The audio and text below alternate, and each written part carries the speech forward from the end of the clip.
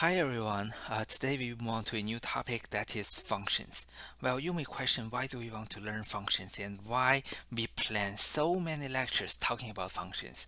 I think the biggest reason is when you go into the job market and when you start your career as a data science person, you're going to write a lot of code.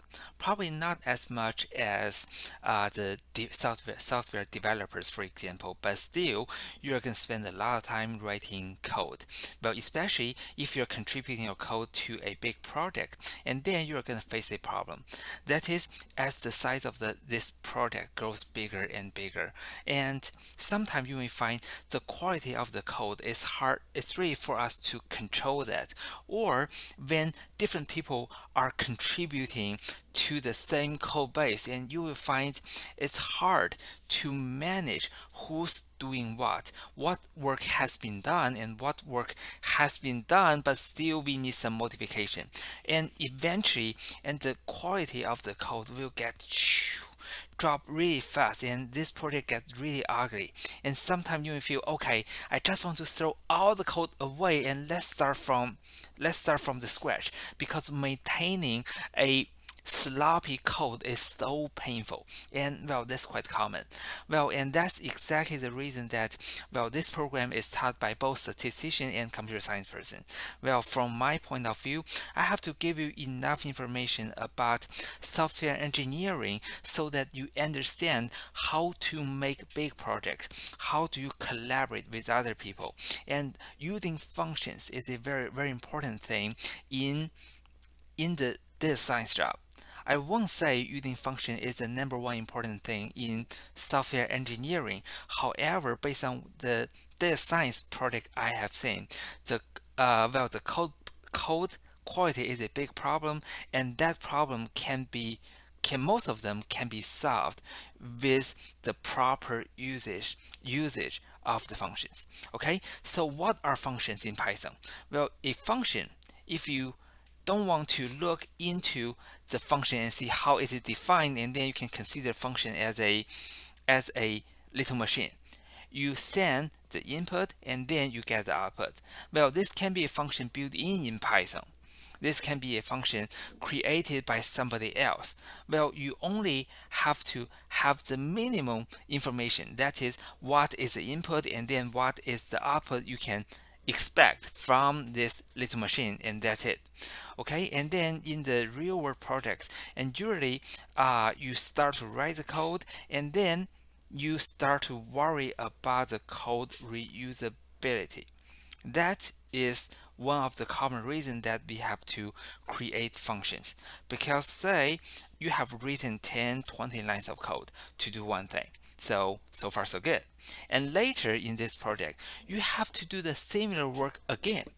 Well, the easy thing is, of course, you copy the 10 20 lines of code, and then ta-da, you paste it to a new place, so you got the second piece of the work done. But the problem is, well, as this project gets bigger and bigger, and then maintaining the code could be a big issue, because you copy the code to different places, and then if you make a one mistake, and then you or a person in the future who's maintaining the code has to fix the code in all the copy paste places, and this can be a trouble. And if you want to define a function, and then you are creating this kind of small machines, so later if you want to use this function again, the easiest thing should be you want to do a function call, so you avoid copying and pasting 10 20 lines of code to different places.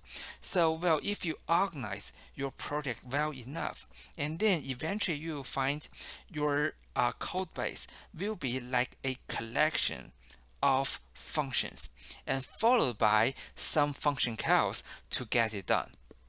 So your project will be something like this. You have a lot of the small pieces. They have been pre-built as functions. And then after that, when you move on to the real work on this set, on this problem, and then you just do a bunch of the function calls based on the functions you have already developed, and then you got the work done. Okay, so let's start from the very, very basic.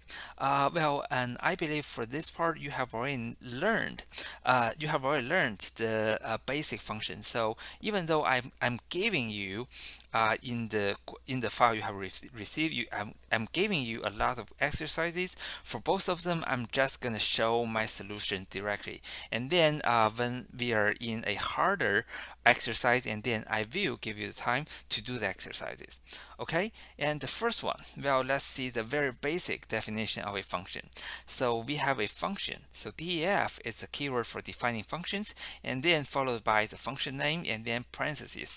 So this parentheses, is created for the parameters or arguments. But even though you create a function without any arguments or parameters, you still have to keep the pair of the parentheses and then colon. And colon in Python means that there will be a code block after that. And for code block, and then we have to indent the code. Okay, and then what we did was we do a 4 powers 2, and then we return the new value. So the new value will be 16, right? So this is a short definition of a square function. In this function, we square the value of 4, so we got 16. Okay, and then if we want to define a function shout, and then we are using congratulations, and then we are doing 3 bounds, and then here is a plus. So a string plus another string, that is for string concatenation, and then we want to do the shout word with the congratulation, and then we got the congratulation printed inside the function. So for this function, we are not taking any parameter, and then we are not returning any value. And inside of this function, we just combine 2 strings, and then we are doing a print. So after this function definition, outside, if you want to do a function cal, and then that is the function name, and then parentheses. And again, this function doesn't require any parameter, and then we don't send any parameter. But however, this pair of the parentheses should still be there. Okay, so the next word, I want to shout the word I specify instead of always saying congratulations. So to do that, and then we have to make this function to take a parameter, that is the word. So I'm going to take this word, and then for whatever word I want to shout, I want to add 3 exclamation marks, and then I want to do a print. And this function gives me a little more flexibility because it does the same thing, but it can do the same thing with different input parameters, and that is we can shout whatever word we want to shout, right? So we can shout congratulations, we can shout great job. So using the input parameter, and that will give us some flexibility. And let's move on.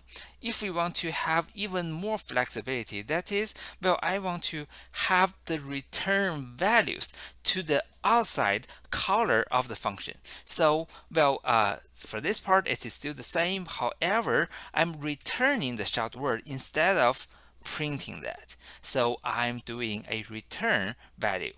And for the color, I also have to change that a little bit because when I'm shouting congratulations, I know nothing will be printed. However, there will be a return value. So I'm going to create a variable name to hold this return value, and then I call that EL, and then I'm printing this EL here. And this will be more similar to a real world case because you are sending something to the function, and then you know this function will handle a particular task, and then you are expecting a return value from the function. Okay, and the next part, we can take multiple parameters if we want to. For example, we want to shout a total of 2 words, and we want to shout first word and shout another word, and then we want to combine 2 shouts together into 1 string. Okay, and then we are taking word 1 and word 2, and for word 1 and word 2, each of them we add 3 exclamation marks, and then we are combining the 2 words together. We return that. So to call the new function, now remember we are doing 2 parameters. So for the color, we have to send 2 parameters, and eventually we are gonna get still one return value. Okay, and then this one return value will be those 2 words combined. Those 2 words added 3 exclamation marks and then combined together.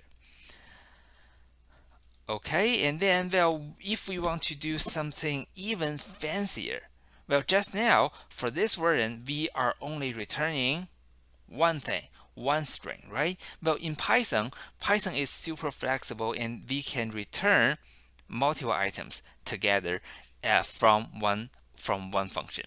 So let's see how we do that. So in this function, instead of shouting 2 words and then combine them together into one string, we just create a tuple.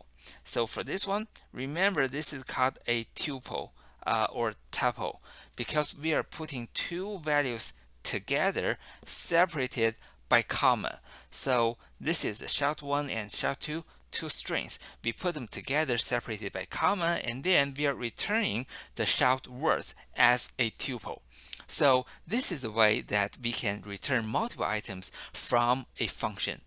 We put the multiple items we want to return together into a tuple, and then we return a tuple of as many items you want to have.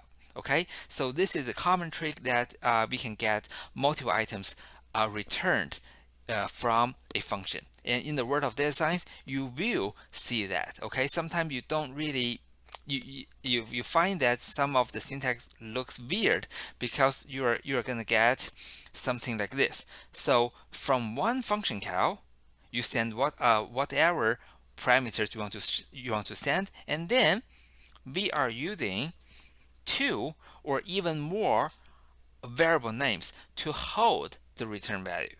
And this is we are returning a tuple, and this tuple will have 2 items. So when those 2 items are returned to the caller, and then I'm going to use 2 parameters to hold those 2 return values. Okay, this is common. You're going to see that when you are reading a textbook or you are doing some of the data science projects. Okay, so I think I want to stop here, and the next part we do have a exercise. Well, we are loading some Twitter data. Okay, so I will see you in the next video.